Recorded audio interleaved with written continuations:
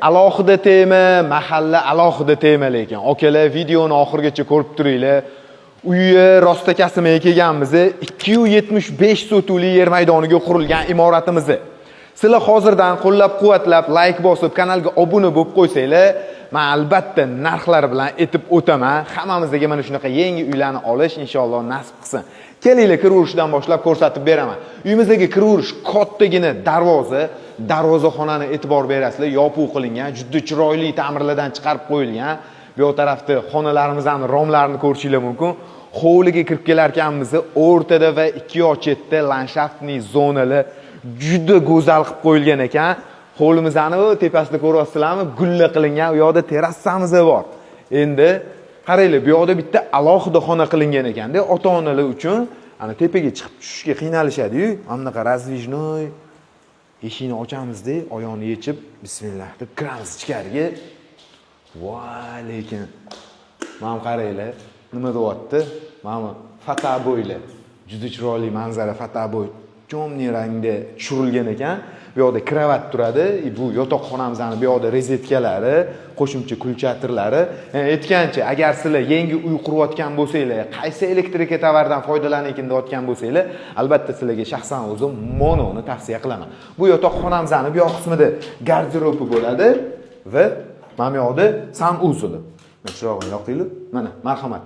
Mana bu bitta oynasi zakaz qilingan ekan, faqat qo'yilmagan ekan. Sizlar kelganingizda menimcha bu oyna qo'yib qo'yilgan bo'ladi. Hamda polkalar qilingan, fortichkalar qilingan, hamma narsani hisobga olingan. Tepalarni ko'rsatdik, patologlarni.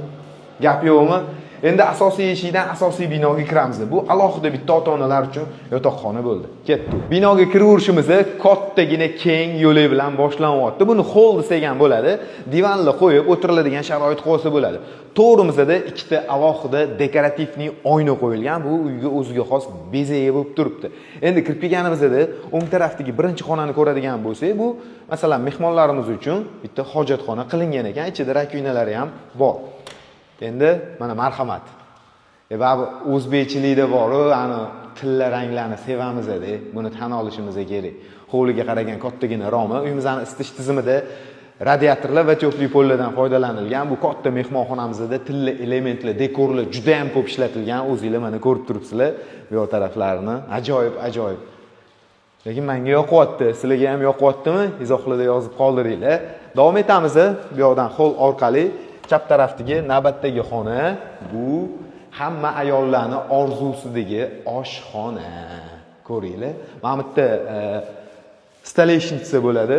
Kuxonniy garniturli mebellar bu yoqga yasaladi va bu yoqda tumbalar qilingan, rozetkalar qoldirilgan, dekorlar qilingan televizor qo'yish uchun. Uni hurmatli operator, kamerani olib keling, mayli, oyog'im chang bo'lsa ham chiqib ko'rsataveraman. Marhamat. Bu yoqda endi qozon o'choq qilingan ekan, kichkina mini yozgi oshxona. Bu zo'r qilingan lekin, ani yog'li ovqatlarni mana mashta tayyorlab ichkariga olib kirsa, oshxonani ichi ham ani yog'li bo'lib ketmaydi. Mana romini ko'rsatinglar. Mana hovlimizni bu yoq rakursdan ko'rishingiz mumkin, darvozaxonamizni. Katta romli, mana shu uyni o'zini yorug' qilib turibdi-da, ko'ryapsizlarmi? Endi qadrdonlar, mana zinalarga alohida ahamiyat berib qo'yasizlar. Haqiqatda mehrni berishibdi. Mana qaranglar. Mana ko'ryapsizlar, podsvetkalarni sekin yonib tushyapti. Yerto'larni ko'ramiz unda. Ketdik. Yerto'lamizda ham binoni tegi yaxlit qilib xonalarga ajratilgan. Tushganimizda o'ng tarafdagi birinchi xonani ko'radigan bo'lsak, kattagina xona. Uyimizning eng asosiy isitish tizimlari joylashtirilgan. Bu yoqda 300 litrli kattagina buller. Mana bo'yimdan baland buller ekan. Endi ustalarning mehnatiga alohida 5 baho, juda chiroyli, gрамотный ish qilinibdi. O'zingizlar ko'rib turibsizlar. Va bu yoqda qo'shimcha stabilizatorlar, bachoklar, qo'shimcha ikkita kattagina kotellar o'rnatilgan. Mana shunaqa sharoitda yerto'lamizning bu kotelning xonani devorlaridan tortib pollarigacha hammasi kafil qilingan ekan. E'tibor bergan bo'lsanglar, endi bu yoqda kattagina holni ko'ramiz. Buni masalan bolalar uchun game zona qilib bersak bo'ladi yoki mana bu yoqda divanli zona qilib turib, bu yoq tarafiga katta televizor qo'yib turib, masalan kinoteatr qilib ham foydalansa bo'ladi. Eshiklarni ham balandligiga, kattaligiga ahamiyat berib qo'yasizlar. Yana bitta xonamiz yerto'ladagi, marhamat. Bu xonamizning mana fortichkalari tashqari ko'chaga qaragan ekan. Lekin devorlarga qilingan aboylarning rangi, uyi stili yarashibdi bor, bitta gap bilan aytganda. Bizda bo'lsa, ikkinchi qavatga chiqamiz. Ketdik. Uydagi eng yoqqan narsa menga mana shu zina bo'ldi. Gap yo'q. Shunaqa yumshoq rang, shunaqa bir did bilan akkuratni qilinibdi. Zinachi okalar, sizlarga 5 baholi ekan. Ikkinchi qavatga ham chiqib oldik. O'ng tarafdagi birinchi xonani ko'ramiz. Bu master spalni, ya'ni ota-onalar uchun mo'ljallangan eng asosiy kattagina bahaybat yotoqxona.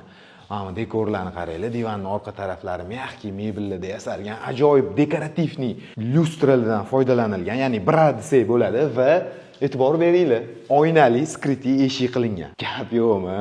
Kelinglar, ichkariga olib kiraman. Bu yoqdan kiradigan bo'lsak, garderob va ichkarida birinchi qavatda takrorlangan xuddi shunaqa yuvinish xonasi, dushovoyi, fortchi qoldirilgan albatta havo aylanish uchun. Buni ham boya aytganimdek oynasi bor qo'yib beriladi. Endi mana yana bitta uyimizning kulminatsion nuqtasi, marhamat.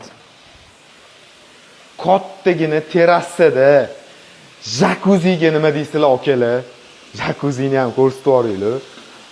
Okamizda mana bittani vodopadlari, nimadurlari bor dedilar. Qani men o'chirib yuboray mashina. Qattandir yoqadi dedilar, bilmayman hozir. Xullas men bilmadim, tushunmadim. Nechidir xil funksiyalari bor dedilar. Endi men bu yerda to'silganda, xo'lidan qaragan odam ko'rinmaydi. Men bitta kravatmi, divanmi, tapchanmi qo'yib, maza qilib uxlasangiz bo'ladi-da, okam. Lekin gap bo'lishi mumkin emas. Boru men maza qilib sizlarga ko'rsatyapman. Sizlar ham menimcha hozir bu uyni maza qilib ko'rayotgan bo'lsanglar kerak. Davom etamiz. Unda bu alohida terrasa, alohida mana shu yotoqxonani o'ziniki. Bolalaringiz o'tmaydi, u yoqqa eng qiziq tarafi. Spalni orqali kiriladi. Bu yoqda ikkinchi holni ko'ramiz. Ikkinchi qavatimizda agar divanni zona qilinadigan bo'lsa, mana bu yerda dekor qilingan, televizorlar qo'yiladi, tumbalar. Bu yoqda yana bitta kattagina balkonni ham ko'rishimiz mumkin. Mana bu yerda e'tibor bersanglar, plintus yo'q.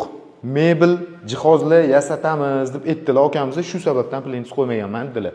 Endi marhamat. Bu yoqdan ikkinchi qavatimiz uchun umumiy yuvinish xonasi, hojatxonalarni ko'ramiz. Va navbatdagi ikkinchi qavatimizdagi ikkinchi kattagina yotoqxonani ko'rishingiz mumkin. Uyimizdagi eng oxirgi xona. Kattaligini qaranglar.